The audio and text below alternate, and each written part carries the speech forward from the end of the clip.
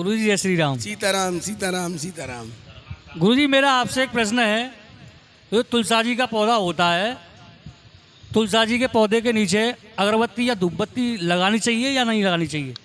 देखो, पहले तो धूप के बारे में जानो। धूप क्या है?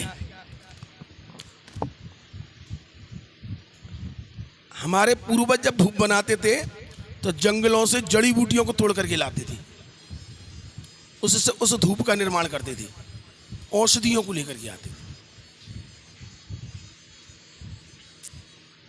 वो धूप बनाई जाती थी। आज तो धूप जो है, धूप के नाम पे कूड़ा है। मैं सबकी नहीं कह रहा हूँ, अच्छी अच्छी कंपनियों की आती हैं, उनको लो, बढ़िया लो। ये अपने यहाँ लेकर के आओ अगर तगर, गूगल, नागर मोथा है,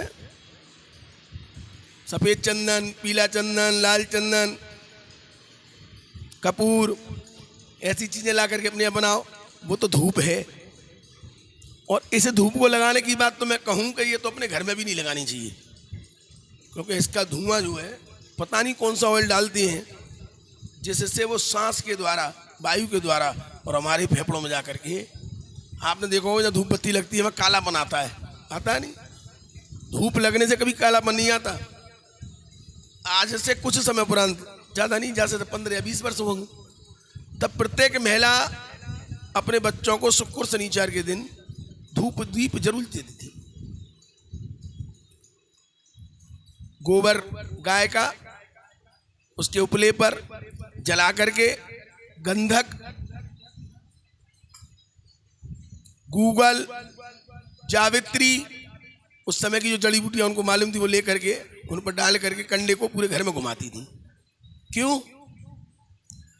इसका मतलब क्या है जानते हैं आप? पहली बात तो ये समझो, घर में अगर कोई नेगेटिविटी है वो खत्म होती है। दिमाग के अंदर जो गलत विचार होते हैं वो अच्छी खुशबू को लेकर के बदल जाते हैं। दूसरी व्यवस्था, घर में जो मच्छर कील मुहाले वह जाएगा है, कीड़ा मकोड़ा मौसमी, उसके धुआं से उनका नाश हो जाता है, वो पनप नहीं पाते, अंडा ही खत्म हो जाते हैं तो पनपेंगे कहां से? और तीसरा, सुख और समृद्धि के लिए यह आस्था है। अच्छा, सुख समृद्धि परिवार में आती कब है?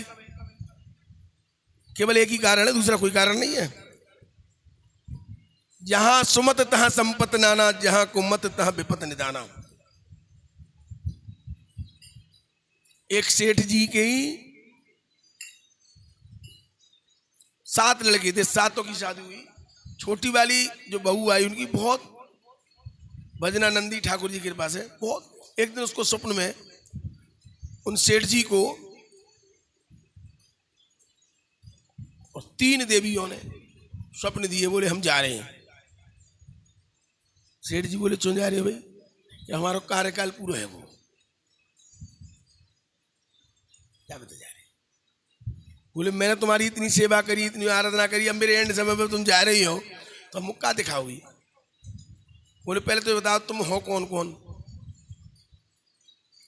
बोले एक मैं लक्ष्मी हूं, तेरी लक्ष्मी चली जाएगी।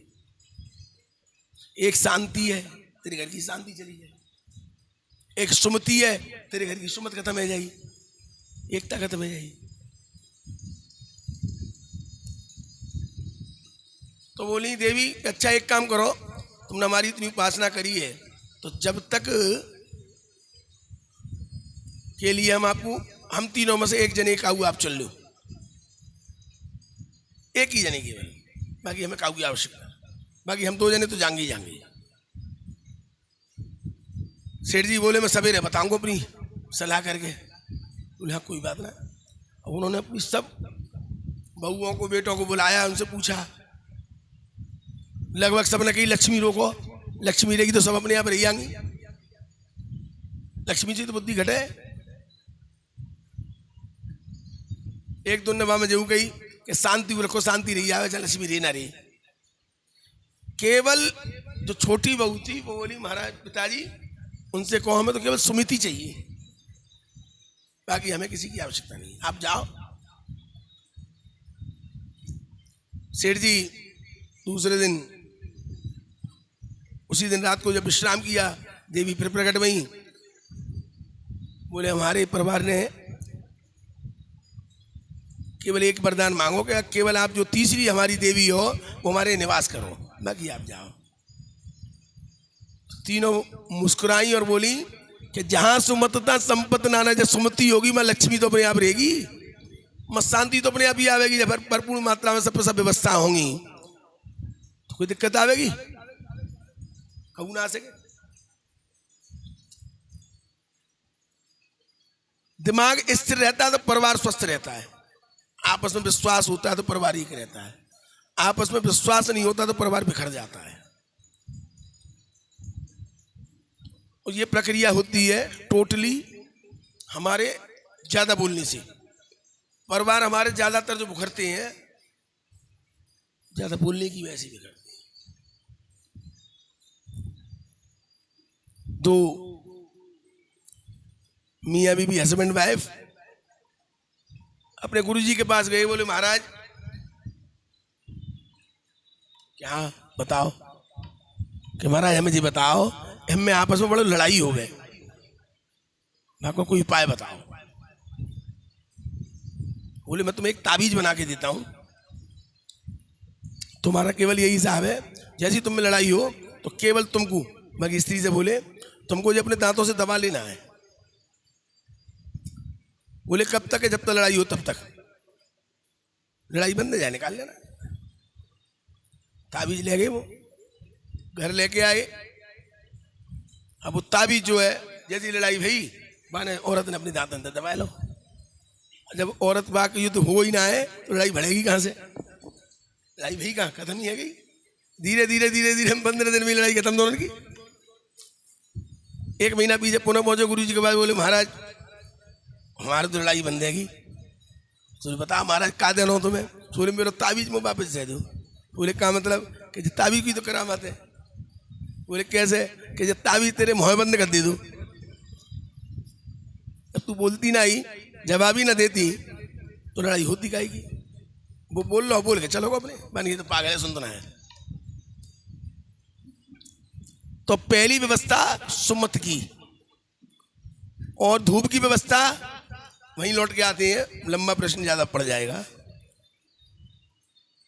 कि धूप अगर शुद्ध बना करके आप